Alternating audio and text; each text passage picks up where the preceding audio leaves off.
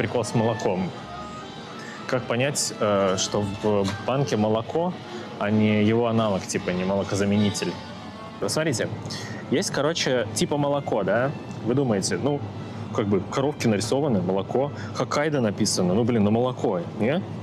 Молоко же. На самом деле это не молоко, это молокозаменитель.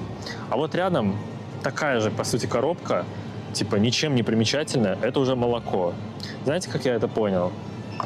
Короче, если... Я попробую показать вам.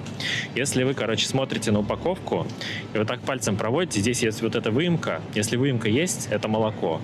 Здесь выемка есть, это молоко. Здесь выемки, ребята, нету. Это не молоко. Запомнили?